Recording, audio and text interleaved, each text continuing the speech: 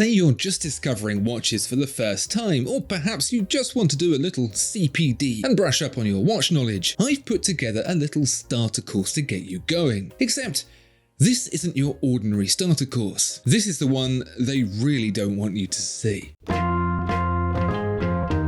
Watches really don't do anything. It's very exciting buying a watch, doing the research, trying them on, seeing how they look and feel. It's like the first few steps in a long and enriching journey. Except, that's kind of it. You've done it all already. Once you buy it, you'll put it on, just like you did in the shop. You'll press the buttons, if it even has any, just like you did in the shop. In fact, you'll probably do it less. It's not like getting a car where the first nervous test drive is undertaken at 20 miles an hour around an industrial estate and the first driver's an owner at 100 miles an hour, banging all the gears off the limiter. There's no wear it like you stole it. You get the watch and it's exactly the same.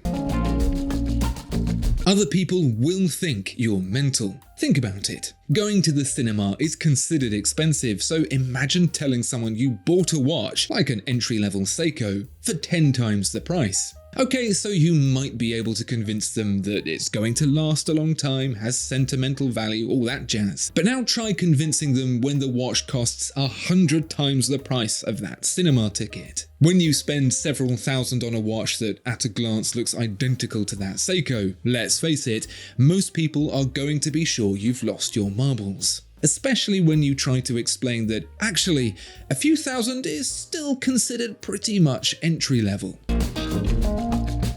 One is never enough. Yeah, I know you think you're different. You'll do your research and find that perfect watch, and it'll scratch the itch so deeply that you'll never need another one again. Well, maybe you'll last a week, a month, or even a year, but at some point that itch will come back with a vengeance. It'll flare up so bad you'll wish there was a cream for it. But the only cure is to go back to square one and start over. Fill your phone browser with tabs. Spend more time with your local dealer than they do with their own spouse. Try on watches whilst trying to poker face your way out of the desperate need to spend some money. You think you can avoid it, but you can't. I'd say you're only human, but by that point, you'll be more like Gollum.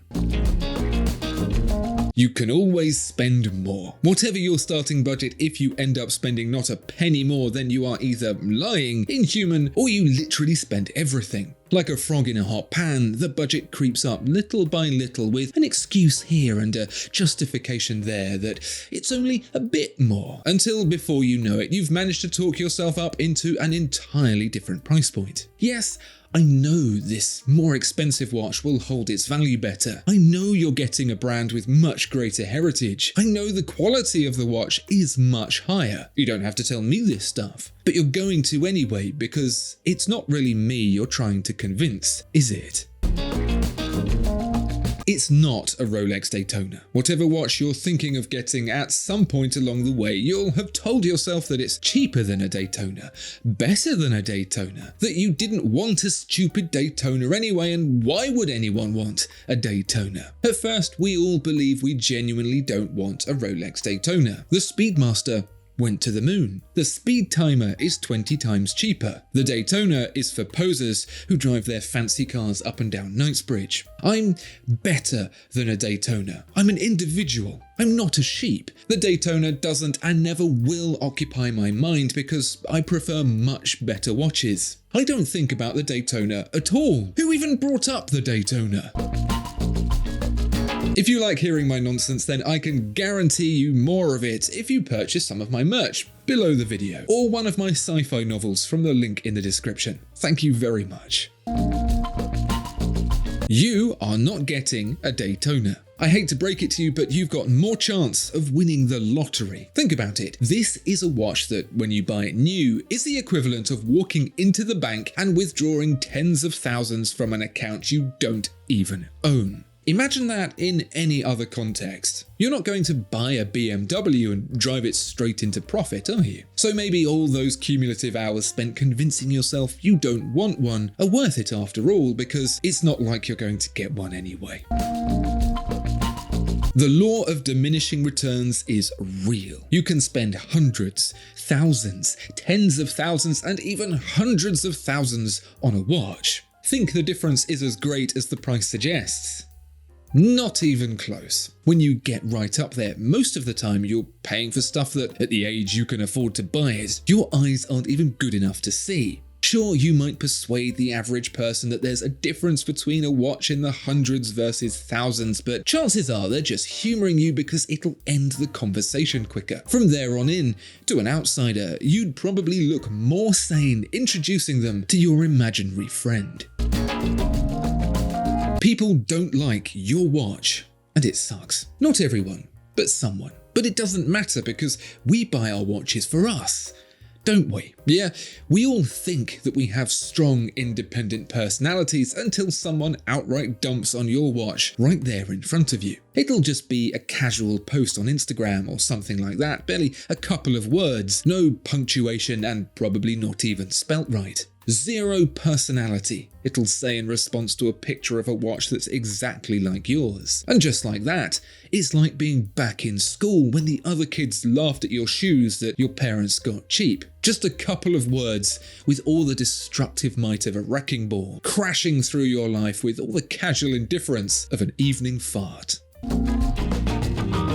Mechanical watches are the worst. Seriously. They are the absolute worst way to measure the time on your wrist. At best, they're just not very accurate, but at the most extreme, they're a delicate collection of minute parts just waiting to go wrong. A digital quartz watch, the price of a six-pack, will utterly humiliate it. It's the wrist-worn equivalent of bringing a horse and cart to a top-fuel drag race. It's like a setting on your satellite navigation that takes you 10 miles out in the wrong direction for no reason at all. Sure, they used to be the best we had, but then so did bell-bottoms and disco. None of this matters because we're simple. I can tell you all the reasons buying a watch is just a dumb thing to do and the many ways to make that purchase even dumber. But ultimately, it's all for nothing. We're not looking for practicality, best value, greatest functionality. We're looking for a watch that entertains us when we research it, thrills us when we buy it, connects us when we own it. It's a social device, be it with a partner, a couple of friends, or a whole group of people. It works because that's how our brains have evolved, and really, there's no escaping that, or any reason to. If it makes us happy, brings us closer to the people we love, and gives us reason to get out of the house, then I'm all for it.